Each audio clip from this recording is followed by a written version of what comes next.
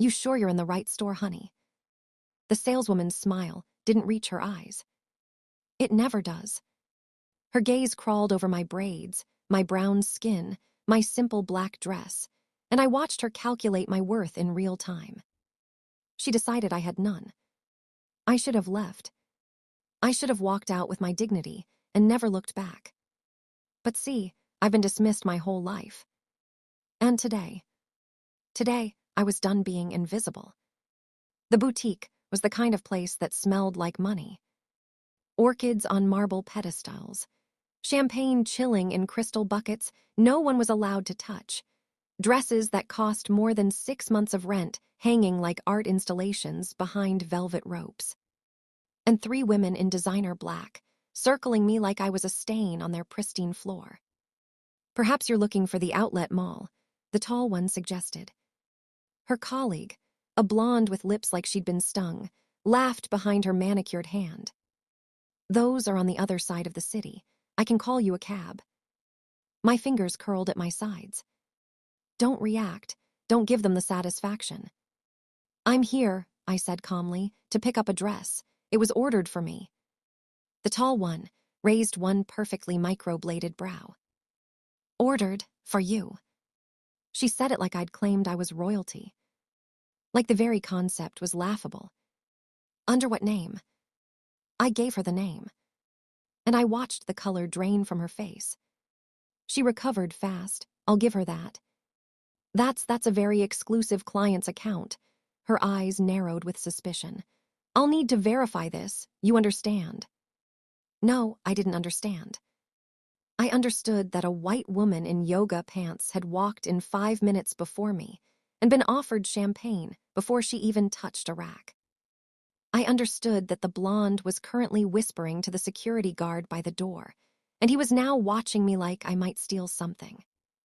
I understood exactly what this was. Verify it then. The tall one disappeared into the back. The blonde stayed. She didn't even pretend to work. She just watched. Like I was entertainment.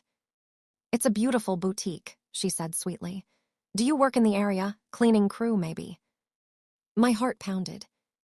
Not with embarrassment. With fury. You have no idea who I am. You have no idea who's coming. That thought should have given me comfort. Instead, it gave me something else. Fear. Because who was coming wasn't just my fiancé. He was something else entirely. And when he walked through those doors, there would be no going back. For any of us. The glass doors swung open. The security guard straightened immediately. The blonde's fake smile faltered, then froze. Even the air seemed to hold its breath. He walked in like he owned the building. Because he did. 6'2", black suit, no tie, top button undone like rules didn't apply to him, silver watch catching the light, black hair pushed back, not a strand out of place. And those eyes. Dark, cold, empty of everything but control. Kang Siwoo didn't enter rooms.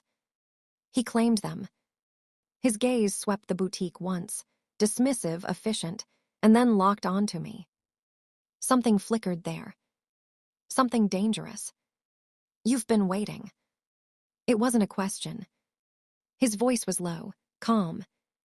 The kind of calm that made powerful men nervous. There was a delay, I said carefully. His eyes didn't leave mine.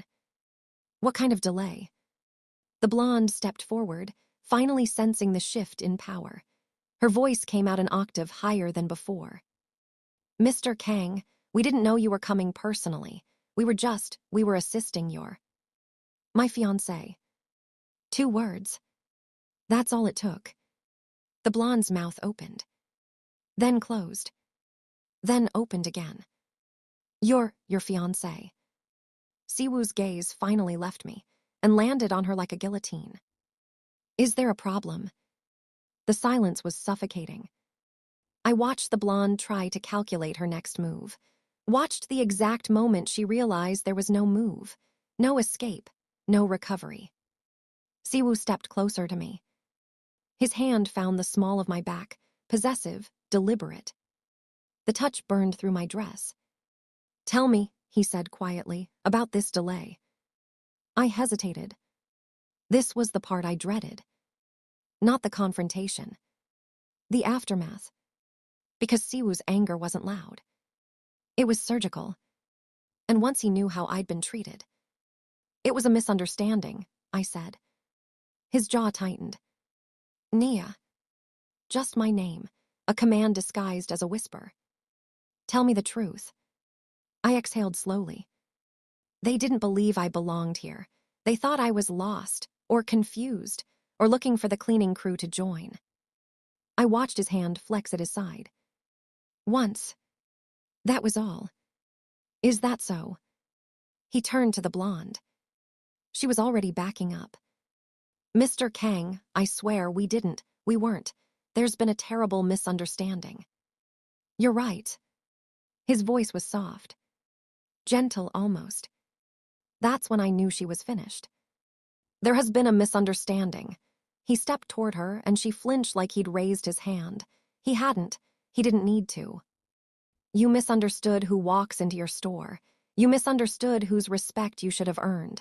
And you misunderstood, deeply, what happens to people who disrespect what's mine. The tall saleswoman came rushing out from the back, a garment bag in her hands and apologies spilling from her lips like she could outrun what was already happening. Mr. Kang, the dress is ready. We are so sorry for any inconvenience. We had no idea. You had no idea, Siwoo repeated. His head tilted. Barely. But I saw it. The mask slipping. Something darker underneath. You had no idea that a woman, any woman, walking into your establishment deserved basic decency.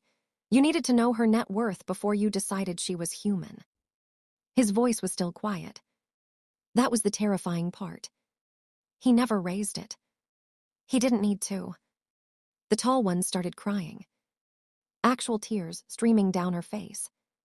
Please, please, Mr. Kang, I have a family. I didn't mean. You have a family. He let that hang in the air. I saw his shoulders tense.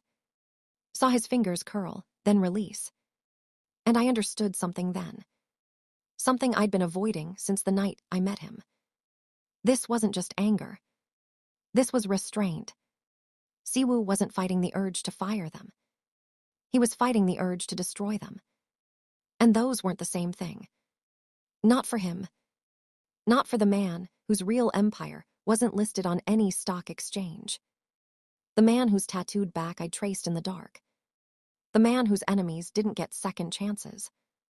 I moved before I could stop myself. My hand found his arm. Siwoo. He went still. Let it go. His jaw was granite. They humiliated you. Yes. In public. Yes. And you want me to let it go. I stepped in front of him. Close enough that my chest almost touched his. Close enough that I could see the war raging behind his eyes. I want you to remember who I am, I said softly. I'm not just your fiancé. I'm not a possession. I'm the woman who chose you, knowing exactly what you are. And I'm telling you, I don't need you to burn down everyone who hurts me. His nostrils flared. Then what do you need? For you to trust me when I say I'm okay. For you to let me fight my own battles sometimes. For you to be the man I fell in love with, not the monster they fear. Silence. The saleswoman watched, trembling. The security guard hadn't moved an inch. The whole boutique was frozen. Siwoo looked at me for a long moment. Something shifted in his expression. The ice cracked. Just slightly. You fell in love with both, he said quietly. The man and the monster, you don't get to separate them now. My heart cracked with those words. Because he was right. I'd known who he was since the night I stumbled into that back room in Gangnam and saw him standing over a man who would never walk again. I'd known. And I'd stayed anyway. Because when he looked at me, the invisible girl, the one people dismissed, he saw something no one else ever had. He saw fire. And he didn't try to put it out. He protected it. Siwoo exhaled slowly. Then he took the garment bag from the tall one's shaking hands. "You're both fired." The blonde sobbed. The tall one collapsed against the counter. "Not because she asked for mercy," he continued, "but because you don't deserve to work in a place that serves people who look like her. People who walk in with dignity and leave with less because of women like you." He draped the bag over his arm and looked at me. "Come." I followed. At the door he paused, looked back at the boutique one final time. "I'll have this building sold by Friday." And then we were outside. The Seoul air was cold against my skin. The city roared with neon and noise, but here, in his shadow, there was only silence. I looked up at him. "You didn't have to do that." "No," he agreed. "I wanted to." "Siwoo." He turned to face me fully.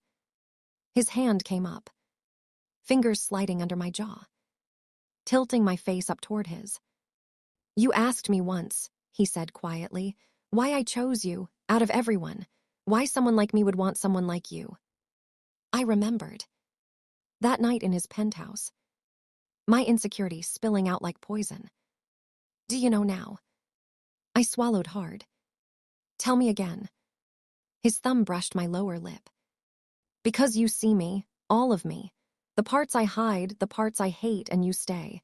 Not because you're afraid to leave, but because you chose me back." My eyes burned. "Loving you is dangerous." "Yes."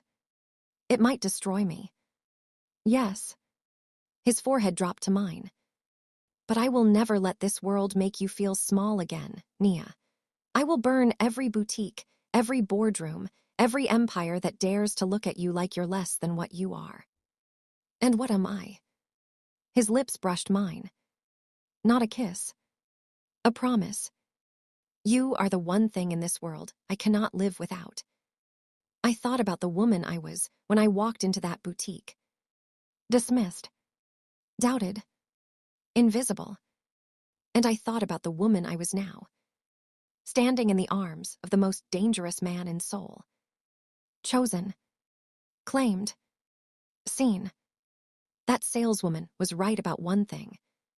I wasn't supposed to be there. I was supposed to be somewhere far from men like him. Safe. Ordinary. Free. But you see, I've been invisible my whole life. And he was the first person to look at me like I was worth seeing. So I took his hand, and I let him lead me into the dark.